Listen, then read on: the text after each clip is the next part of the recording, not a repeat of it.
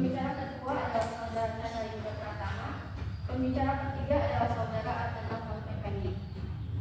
Sekarang saya akan memperkenalkan tuan juri. Jadi pada kesempatan kali ini adalah saudari Yosefa Alika Dewi dan Aulia Zahra Nisa. Pengatur waktu adalah saudari Rosalima Sadia. Sebelum debat dimulai, saya akan menyampaikan peraturan pada debat kali ini. Untuk babak pertama, anak debat pertama dari masing-masing kelompok akan memperkenalkan tim dan mengemukakan alasan pro dan kontra terhadap topik yang diberikan.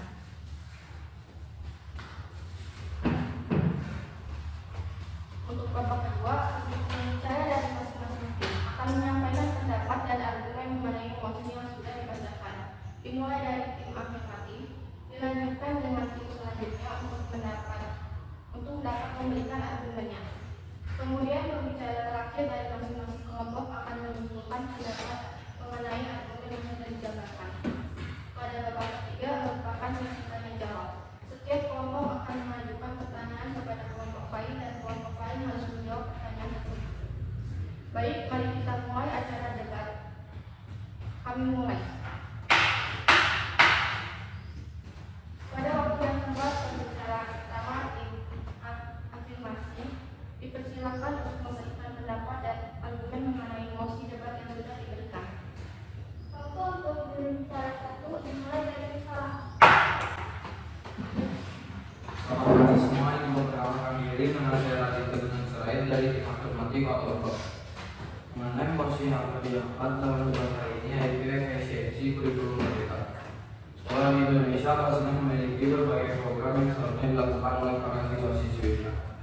Sebuah program yang dilakukan oleh sekolah Una tercapainya tujuan pendidikan bagi peserta didik dikenal dengan sebutan kurikulum, ialah perangkat atau suatu sistem, rencana ataupun program belajar mengajar.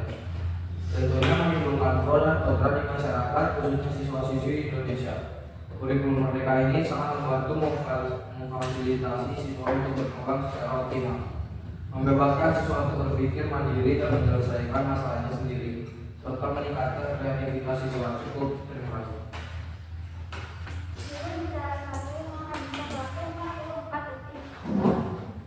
Baik, itu dia pendapat dan argumen dari tim afirmasi. Lalu selanjutnya tim oposisi dipersilakan untuk memberikan pendapat. Nama saya Adnan Alfons Effendi. Di sini saya sebagai bicara satu ingin memberikan argumen. Efektivitas adalah pengukuran dalam arti tercapainya sasaran atau tujuan yang telah ditentukan sebelumnya. Maka kurikulum seharusnya dibuat untuk mempermudah kegiatan belajar mengajar antara tenaga pendidik atau seorang guru dengan peserta didik atau muridnya. Menurut saya, salah satu kekurangan kurikulum merdeka belajar adalah bahwa sistem ini memenuhi standarisasi pendidikan di Indonesia. Dalam sistem ini, setiap siswa dapat mengejar tujuan mereka sendiri yang mungkin berbeda dari siswa atau siswi lain. Dengan sistem penjurusan yang dihapuskan, maka membuat para siswa atau siswi untuk belajar IPA dan IPS sekaligus di kelas 10. Bayangkan, selama ini murid hanya sekolah untuk formalitas belajarnya pun cuma disuruh menghafal dan menghafal materi, lalu tiba-tiba datanglah kurikulum merdeka ini yang menyuruh untuk berpikir kritis. Walaupun pada dasarnya mereka ingin menambah pengalaman dan memperkaya pengetahuan murid sendiri, namun mereka lupa bahwa ada hal yang memang jadinya memerlukan kerjasama. Cukup, terima kasih.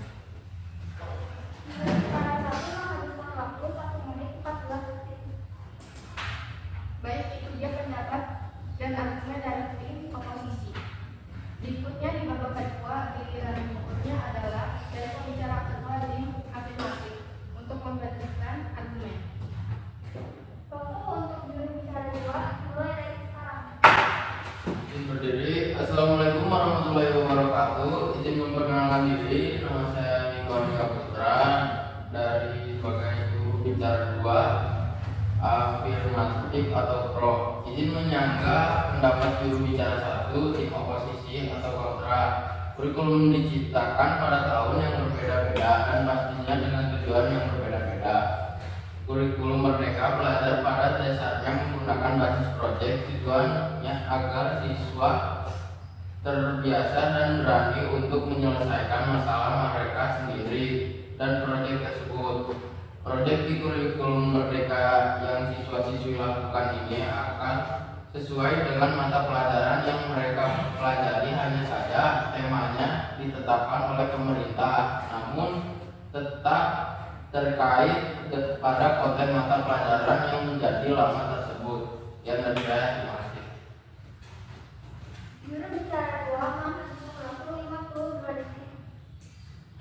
Terima kasih tim afirmasi sudah memberikan argumennya. Lalu selanjutnya adalah dari pembicara ketua tim oposisi untuk memberikan argumen. Waktu juru bicara 3 dimulai dari sekarang. Assalamualaikum warahmatullahi wabarakatuh. Siap, sebelumnya aja memperkenalkan diri. Nama saya Chandra Pratama dari tim oposisi. Saya pembicara. Menurut saya, kurikulum Merdeka tidak menunjukkan aktivitasnya karena kami sering kali dibuat kelompok lalu diminta untuk presentasi dengan membuat PowerPoint. Akhir-akhir ini sudah banyak presentasi yang saya lakukan. Bukan masalah pada presentasinya, namun kebanyakan mereka hanya beban kelompok. Dalam tugas berkelompok, seperti terdapat oknum tertentu yang merasa bahwa tugas ini tidak penting. Ini tidak akan berpengaruh banyak pada penilaian saya ke depannya. Saya masih tetap kerjakan juga tugas individu. Atau malah yang kurang ajarnya, ya kan terjebak ada yang ngerjain. Saya sibuk, mereka sepertinya juga bisa mengerjakan tanpa saya diberikan kelompok malah milih. Kebanyakan siswa bukannya takut tidak paham materi, mereka malah takut tidak disetujui berdiri di depan guru. Guru juga tidak mengajarkan bagaimana sikap berpresentasi dengan baik. Siap, cukup. Terima kasih. Juru bicara 2 menghabiskan waktu 1 menit 19 detik. Terima kasih tim oposisi sudah memberikan argumennya. Lalu berikutnya pembicara ketiga tim afirmasi dipersilakan untuk memberikan kesimpulan dari masing-masing tim. Waktu juru bicara 3 dimulai dari sekarang. Selamat pagi semua, ingin memperkenalkan diri. Nama saya Raditya Teguh Nugraha sebagai juru bicara ketiga dari tim afirmatif atau PRO. Izin berbicara, setiap kurikulum pastinya mempunyai dampak positif terhadap dunia pendidikan khususnya di Indonesia, yaitu memperkuat kemandirian siswa, meningkatkan kreativitas siswa, meningkatkan motivasi belajar siswa, meningkatkan toleransi pendidikan, meningkatkan kemampuan beradaptasi. Kurikulum yang dapat mempermudah belajar dan mengajar peserta didik dengan tenaga pendidik. Pembuatan kurikulum yang sederhana tetapi mempunyai kualitas pembelajaran yang baik dan materi yang jika dipresentasikan siswa-siswi di akhir akan dibahas kembali oleh tenaga pendidik atau guru dan menjadi evaluasi siswa. Cukup, terima kasih dari saya. Juru bicara 3 menghabiskan waktu 53 detik. Terima kasih tim afirmasi telah memberikan kesimpulan yang mengenai. Selanjutnya pembicara ketiga tim oposisi dipersilakan untuk memberikan kesimpulan dari masing-masing tim. Berdiri.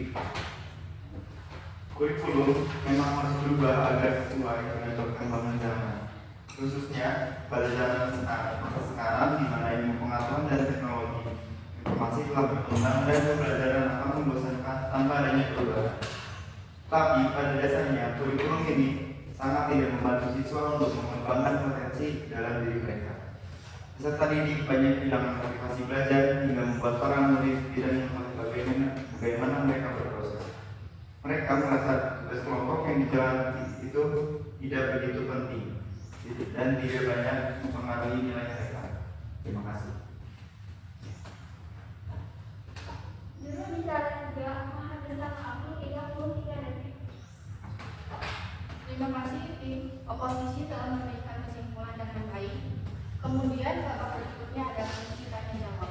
Pertanyaan pertama adalah dari tim afirmatif dan akan langsung dijawab dan dilanjutkan oleh tim oposisi. Dipersilakan.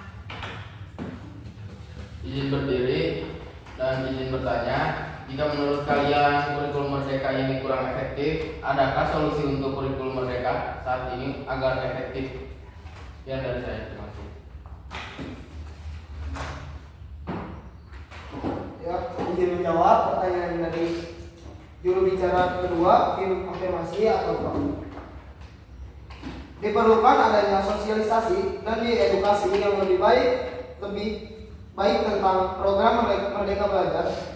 Dukungan dari pemerintah dan dinas pendidikan dalam menyediakan sumber daya yang cukup, pengelolaan waktu yang tepat, dan evaluasi terhadap kurikulum dari dinas pendidikan agar kurikulum yang merdeka buat efektif untuk para siswa dan siswi. Saya juga ingin bertanya, jika kurikulum merdeka efektif bagi para siswa dan siswi, bagaimana kurikulum merdeka dapat meningkatkan kreativitas dan inovasi siswa? Siap, cukup. Terima kasih. Izin menjawab dari pertanyaan dari Saudara Chandra.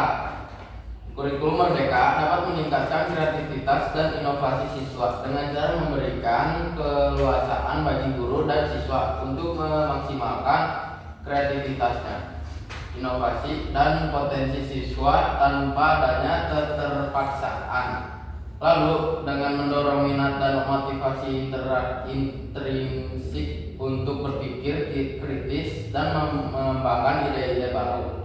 Hal ini juga mendorong pengembangan soft skill siswa-siswi. Ya, dari saya, terima kasih. Baik, terima kasih. Debat telah berakhir. Para pendebat dipersilakan untuk memberikan waktu dan jalan sendiri untuk menganalisis dan memutuskan hasil debat. Baik, saya dan Saudari Aulia selaku dewan juri sudah mendiskusikan hasil debat kali ini. Dengan tim afirmatif, pembicara pertama Raditya dengan total 68, pembicara kedua Riko dengan total